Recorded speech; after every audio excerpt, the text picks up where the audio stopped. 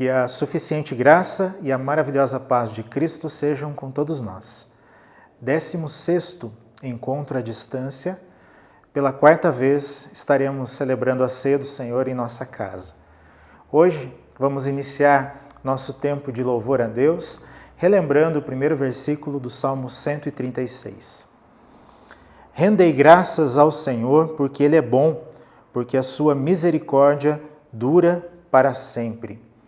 Rendemos graças ao Senhor pela sua bondade, rendemos graças ao Senhor pela sua misericórdia, rendemos graças ao Senhor porque mesmo estando afastados, podemos celebrar juntos e celebramos juntos aquele que está conosco, aquele que caminha conosco todos os dias, aquele que sabe o que nós temos pensado, o que nós temos sentido, o que nós temos passado.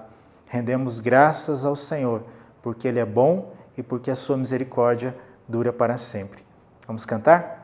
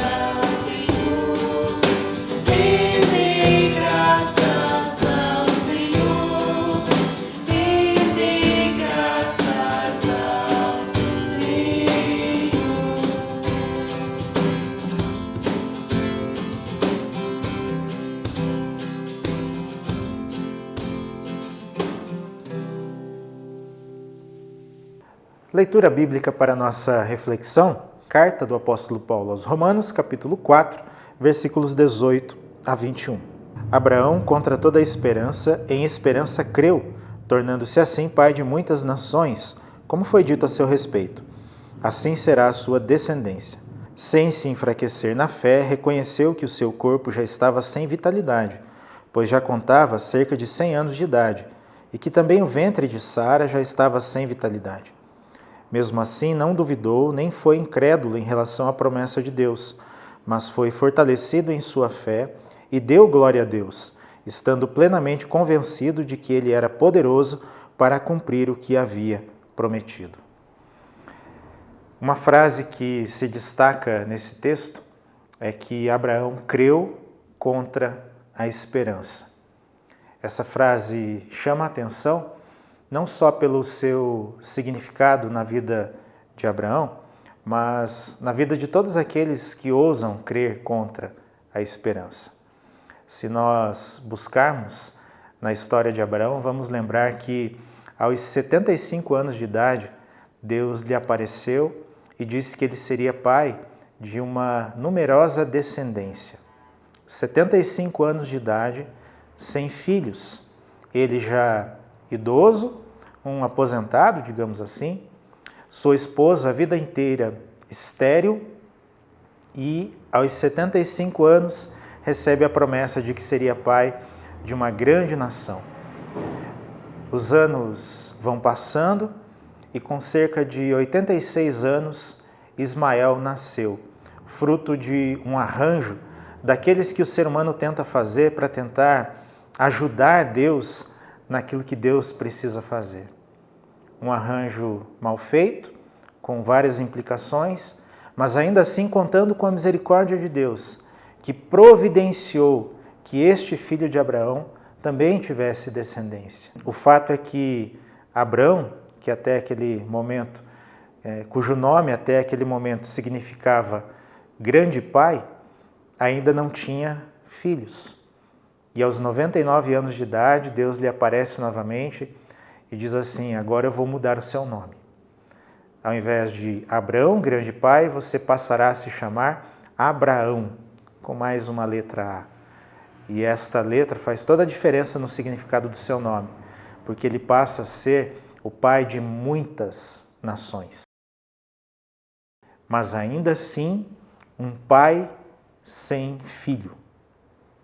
Por isso, o apóstolo Paulo, lembrando dessa história, trazendo essa história como ilustração do conjunto maior do seu ensinamento, ele afirma que Abraão, contra toda a esperança, ele creu contra as evidências, contra as circunstâncias, contra as provas, contra tudo aquilo que ele mesmo poderia experimentar a partir do seu corpo, contra a sua outra metade, a sua esposa e a experiência que ela tinha. Ainda assim, Abraão continuou crendo. E 25 anos depois que a promessa de Deus havia sido feita, ele finalmente então pode pegar a sua promessa nos braços. Ele pode acolher aquele bebê, a quem vai chamar de filho, a quem dá o nome de Isaque, e aí sim então tem o cumprimento da promessa de Deus plenamente realizado na sua vida e na vida da sua esposa. A sua família agora estava completa porque a promessa de Deus havia se cumprido. 25 anos esperando contra toda a esperança. 25 anos acreditando naquele que havia feito a promessa. E esse é o ponto principal. Essa é a questão para pensarmos, para analisarmos e trazermos como ensinamento para a nossa vida.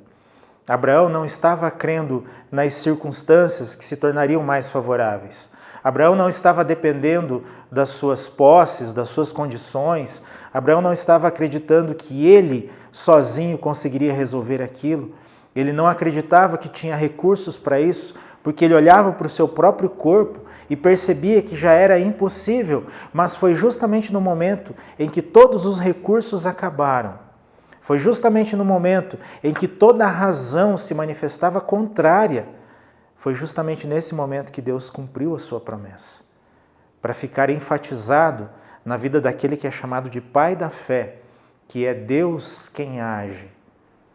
E aí eu ouso dizer que não é a fé que tem poder, mas é o Deus em quem nós cremos que manifesta o seu poder, que manifesta a sua bondade, que manifesta a sua misericórdia na vida de todos aqueles que ousam nele crer, mesmo contra toda a esperança, mesmo contra a razão, mesmo contra as emoções que às vezes ficam conturbadas.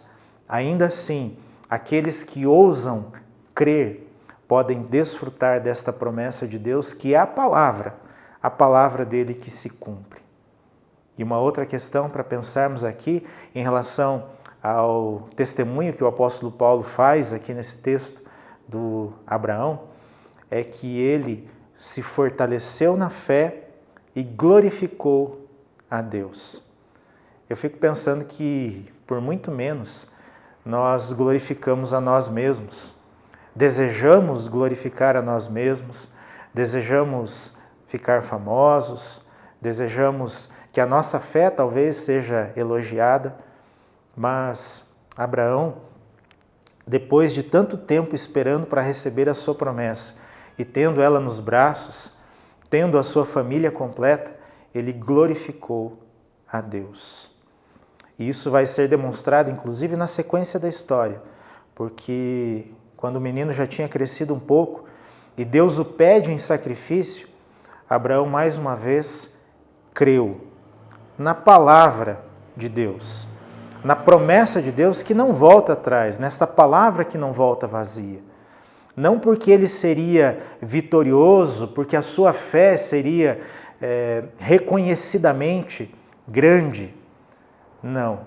Ele acreditava no seu Deus, depositava a sua confiança em Deus e acreditava que a palavra de Deus era tão verdadeira quanto o caráter desse Deus a quem ele adorava. Por isso ele descansou na promessa de Deus e por isso ele, em todos esses anos, em todos aqueles momentos, glorificou ao Senhor. Nós não sabemos, eu, você, a minha e a sua família, nós não sabemos por quanto tempo ainda nós vamos ter que enfrentar essas circunstâncias tão diferentes do habitual que estávamos acostumados. Não sabemos por quanto tempo ainda teremos que nos encontrar à distância, quantas celebrações de ceia do Senhor acontecerão ainda na nossa casa, mas de uma coisa nós sabemos: o nosso Deus é fiel e verdadeiro. Esse Deus a quem nós buscamos, esse Deus a quem nós invocamos, é exatamente o mesmo que sustentou Abraão para que ele pudesse esperar tanto tempo até que finalmente a sua alegria fosse completa. Durante esses próximos dias, semanas e meses, quem sabe, eu creio que Deus continuará da mesma forma sustentando cada um de nós que ousar crer nele. Mesmo contra as evidências, mesmo contra as notícias, mesmo contra todas as histórias e circunstâncias que nós temos vivido, ainda assim podemos e devemos descansar na palavra de Deus. Isso não quer dizer que nós sairemos ilesos no final de tudo isso. Não quer dizer que nós vamos passar por este vale sem experimentarmos nenhum tipo de dor, nenhum tipo de angústia. Não quer dizer que estamos livres do sofrimento, porque a promessa de Deus foi nos dada e nós somos mais do que vencedores. Nós conhecemos esse texto, conhecemos a palavra e sabemos que não é disso que se trata. Quando Paulo está testemunhando sobre Abraão, ele está falando, sobretudo, do Deus em quem Abraão resolveu, decidiu e descansou acreditando. Quando nós nos voltamos ao Senhor, nós estamos depositando a nossa fé, a nossa confiança nele, sabendo que ele tem cuidado de nós. A palavra dele não falha, como não falhou na vida de Abraão, como nunca jamais vai falhar na vida de nenhum de nós. Seja por quanto tempo for que nós ainda tenhamos que esperar, vamos continuar crendo, mesmo contra toda a esperança, sem desespero, sem temor, com fé, com alegria e gratidão. Que essa seja a nossa experiência. E assim como Abraão teve a experiência de ser amigo de Deus, sejamos nós também amigos deste Deus que, através de Cristo Jesus, seu Filho, nos chama de amigos. Amém. Nesta celebração da Ceia do Senhor, nós celebramos a presença de Cristo, nós celebramos a sua vida, nós celebramos a nossa própria certeza, dada pelo Cristo, de que Ele está conosco e de que nós estaremos com Ele por toda a eternidade. Celebramos o pão vivo que desceu do céu, que dá de si mesmo e nos alimenta. Celebramos o cálice da paz, paz com Deus, paz de comunhão, paz de fraternidade, de solidariedade, deste Deus que vem ter comunhão conosco. Por isso nós lembramos o que o Evangelho nos ensina, que Cristo Jesus, na noite em que foi traído, estando reunido com seus discípulos, tomou o pão, o partiu e distribuiu aos discípulos, dizendo: este é o meu corpo entregue por cada um. Tomem, comam, façam isso em memória de mim. Depois que os discípulos comeram o pão, Jesus toma o cálice, dá graças e diz: este cálice é a nova aliança no meu sangue, sangue vertido em favor de cada um. Tomem, bebam e façam isso em memória de mim. Hoje tomamos e comemos do pão, tomamos e bebemos do cálice, e mesmo cada um de nós estando em sua própria casa, estamos em plena comunhão uns com os outros, porque fazemos parte deste organismo vivo que é o corpo de Cristo, e estamos em plena comunhão com o Cristo, que dá de si mesmo para nos alimentar espiritualmente. Vamos orar mais uma vez. Senhor Deus, em nome de Jesus, nós nos alegramos pela oportunidade que o Senhor nos concede de termos comunhão contigo todos os dias, mas de um modo especial, Pai, a partir desta refeição, deste banquete espiritual, nós celebramos pela alegria da vida, nós celebramos o perdão dos pecados que o Senhor nos concede, nós celebramos, Pai, a certeza da vida eterna que temos com o Senhor. E nesta hora pedimos que o Teu Espírito Santo esteja mais uma vez ministrando a cada um de nós, fortalecendo a nossa fé, renovando a nossa esperança e aperfeiçoando o nosso caráter, à medida do caráter de Cristo Jesus, Teu Filho, em nome de quem nós oramos. Amém. Nesse momento, você e sua família sirvam-se do pão e sirvam-se do cálice, e os pais, aqueles que têm crianças em casa, aproveitem para ministrar a ceia aos seus filhos, lembrando o significado deste sacramento.